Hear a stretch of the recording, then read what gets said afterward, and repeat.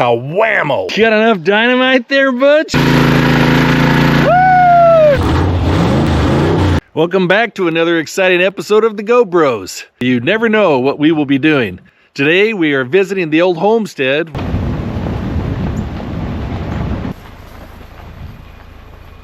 Well, we've arrived. It looks like I've beat Cisco here this morning. He told me he was on his way, but I think he was just fooling. So this is the property where Bird and I grew up. Cisco also lived here, and he was in his high school years at that time. Bird and I were younger. This beautiful homestead sits right along this creek, and we'll explore it today and explore the things here. We're going to irrigate the property. Stay with us. We're going to have a good time. So we're going to fire up the Honda here and connect to this line and start running water down to the orchard. Cisco owns this property now and does a good job caring for it. But I see here evidence of a nasty gopher, and I've got just the medicine for bad old gophers. Now, if you're wondering how to get a gopher, I'll show you the process. Gophers are an absolute nuisance.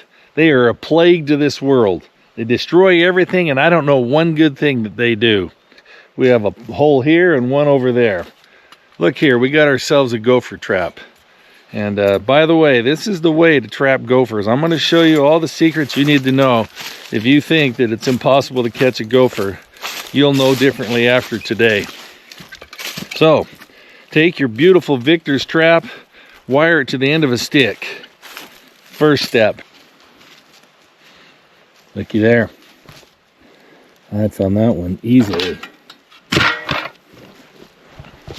Okay, look at that. So we've had some success. We found the hole. The thing with a gopher is when they put their hole to the top, right below the hole, it doesn't just go straight in.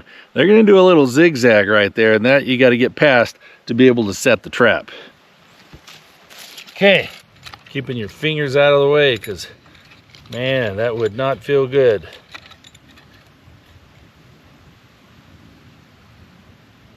All right, we got the trap set. We're going to push it into the hole.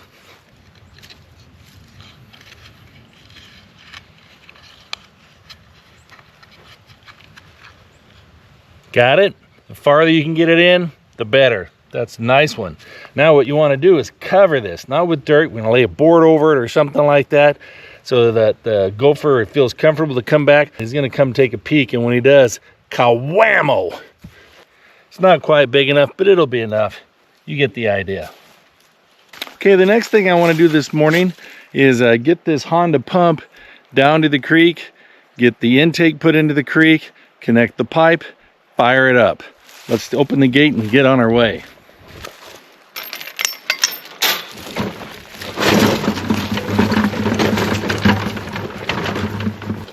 Now, we want to situate the pump right here and then run its stinger over right over into the creek.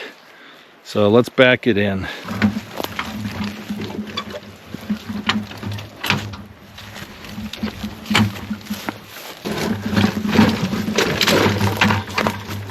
think that'll about do it.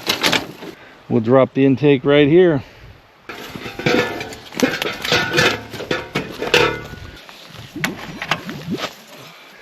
You want this part good and tight, or it'll suck air, and if it loses that vacuum, then it'll never go to pumping.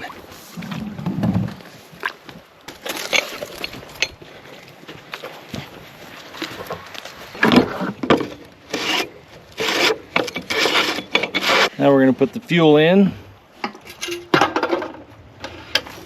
Next step, we're going to prime the pump. The pump's ready. Now let's go get the pipeline ready, because we need to run that down through the orchard.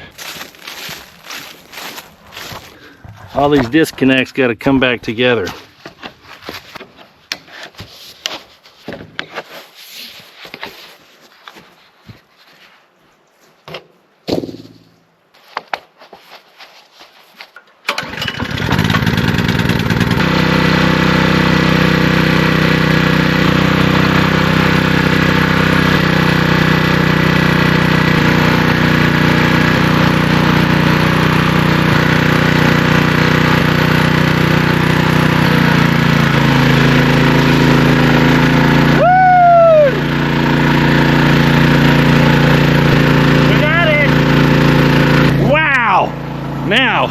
I certainly didn't want that to happen, but you could hear it was not taking off.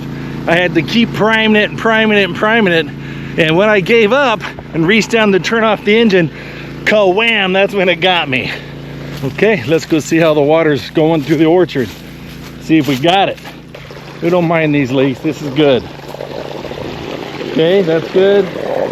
And I got this jetting over here. We want to make sure we get these 2 grapefruit trees here on the side. Sometimes they get a little neglected and we don't want to let that happen. Okay, so now we just go on to other things. Okay, what I'm going to do now is pick a bucket or 2 of grapefruit to take home with me. I love grapefruit juice, and also grapefruit juice put in some Kool-Aid. Grape Kool-Aid's the best. Also goes excellent with black cherry Kool-Aid. I highly recommend it. Now, I want to make a comment about the grapefruit here. People will call me a liar, but what I'm about to say is the absolute gospel, and that is grapefruit grow year-round, or they are year-round on these trees. Let's put it that way. Now, they're ripe in December, January, but they're best later in the summer. So May through August, those are some incredible grapefruits. So we're gonna pick a few today. This early in the year, they're a little small, but still delicious. The water's coming here. I'm trying to stay ahead of it with my grapefruit picking.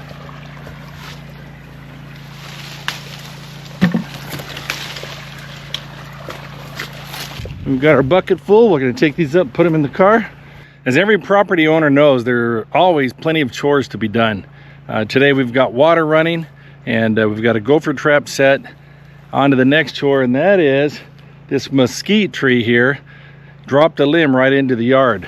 We got the chainsaw. We're going to take care of it.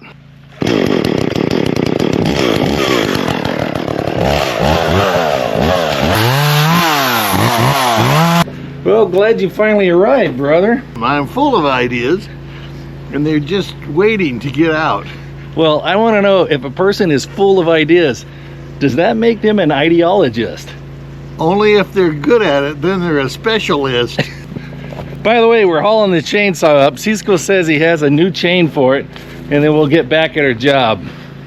Did you invite the company down the creek? Oh, yes, I did. It was on the 3rd bucket of water while the engine was running that it finally came alive. Oh, did you take a bath? I did. You know our motto around here, safety sometimes. Well, okay, that's not true. Occasionally.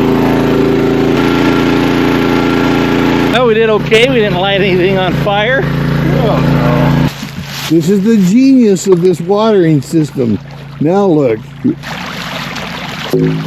That's 4 inches of water right there. It sure is. And just coming out gangbusters. I think we were supposed to be going the other way down the Chainsaw to Mesquite. See what happens when I fall back into neutral? It always goes away from work. Those mosquito trees have some very large stickers. So I'm telling you, if we don't have gloves, there will be weeping and wailing and gnashing of teeth.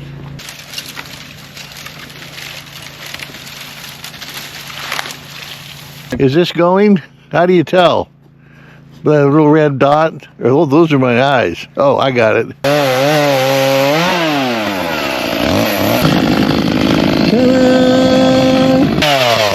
Wow, man. All right. That thing just eating those up like it's supposed to. Yeah, took this one right off. All those limbs are off all the way. We got it cleaned up. Looks a lot better. I think we're ready to go to the next project. Hello, internet friends. Goat Bros here again. Cisco and the Frog running the camera back behind you. Howdy. Okay, that's excellent. But what we've decided to do was let you in on a little secret, a lifelong secret. We're going to make some of the most delicious drink known to mankind. Is it better than Coke or Pepsi? Oh yeah. Better than Mountain Dew? Oh yeah. Now, you hide and watch. We're gonna start out with a couple of packages of grape Kool-Aid. So 2, that means 1 of those. And if 1 is good, 2 is better. Definitely better. Okay. Woo! Now, let's stir that in. We need to add a little more ice. And put that in there. Get it dissolved. Now, should we do the grapefruits or the sugar first? What are you thinking? If Jack Pepin was here, he'd put the grapefruits in next. Let's go with the grapefruits. Since he's not here, okay. And I don't think anybody's going to tell him. And fortunately, look, a grapefruit tree right here. My. Something delicious. One of these. And how many are you thinking? I would go a minimum of 3. Let's try 3 and see how it works. We're gonna cut them in half using a sharp instrument. Be very careful now. Liabilities as we are now in today's litigical world. We don't want anybody to sue us because they cut their finger off chewing on a grapefruit here. Okay, now this is not just any old. This actually is a juicer. Who knows how old it is? We think it was, well, we know we grew up with it. Our mother had it, but I think her mother had it also, as I recall. Okay, so now let's create some delicious juice. How's that looking, Frog? I think that's looking delicious. Ooh. Now, you see, I want to show you. Seeds, those are good. They're like little flavor buds. Oh, yeah. Let's dump this in. We are cleanliness freaks, as you know, and the environment is very, very important to the GoPro, or Goat Brothers. And so, 1, 2, see? And if the javelinas come by, well, they can have a lick. You want to know what javelinas do when they come to your place? Well, that's what they do, and that's not very nice. Man alive. They have no manners whatsoever. Okay, now we're getting close. Okay, let's go with some more water here. Don't get carried away, brother. About there? No, I think you've gone past perfect. Skip a bit, brother. Yes. Okay, now you got to have some sugar. Now this is a Mexican sugar. That means it was made in Mexico, and it's very flavorful. And they put a little of this in. What do you think? Well, I don't know. Maybe you should taste test. Okay. Let's see. All right. Let's see what we got here.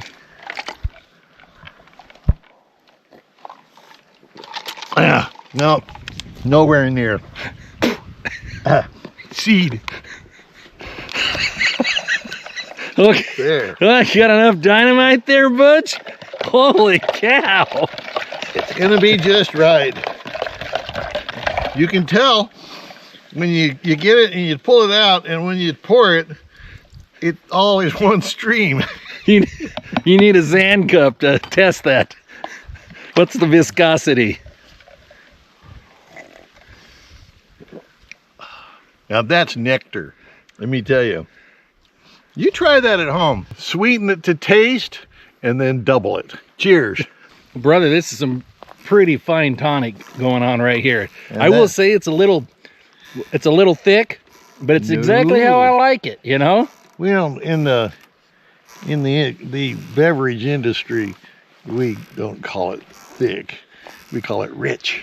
Can we introduce you to the beast? Another in the fleet of bizarre and interesting things, you know, like the goat, perhaps. I built it when I was 15 years old, and it was kind of crude. I had made some go-karts and things, maybe, but this was the first attempt at a full-size thing, and a donation from our father for an engine he wasn't using anymore, and a donation of a 4-speed transmission. There was just odds and ends came together. The tires, one of our uncles had some type of ability to come by aircraft things, and that's about the same size. They were out of a C-47 or a DC-3, so built the wheels and put those on there. I fired it up on the first time, and it was the summer of '69, just before going to school. And our mother comes out and says, "Oh, you got it going." will you take me for a ride? And we live in the city. But she jumped on that thing and she loved every minute of it. It has been killed dead several times, and we got to blame it on the bird who keeps resurrecting the thing when it should be thrown away. I think I was at college, actually. And as you know, the bird is a mechanical genius. At about 12 years old, was starting this thing up in my absence, and he didn't have the key. I don't think he did. I think he hot-wired the thing, and they would go for rides around. This is what happens when you are a little bit, a little bit sinister in your motives. Let's have a frog talk about their experience. At 12 years old, he was a pretty small guy. I have vivid memories of seeing the bird pull up to this steering wheel, wrap his left arm around the backside and pull the steering wheel to his chest so that he could get his legs down to work the clutch and the brake and the gas and then fire it up. He liked to take it and go for rides when Cisco wasn't around to catch him. And I think what Cisco was saying here is he feels like maybe the beast got even with the bird, because it was when bird was probably about 12 and a half. I think he was still 12 and a half, and that he fell out of that side over there and got sucked under one of these airplane tires about that exact size. Pulled him right over and under and ran over him. And anyway, I still remember turning around looking back at him, and the bird was able to jump right up and his eyes were pretty big, but he couldn't breathe. The air was completely out of him. It took a while to get him working again.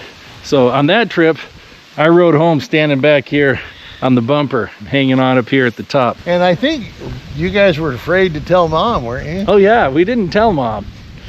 He could have died from internal bleeding.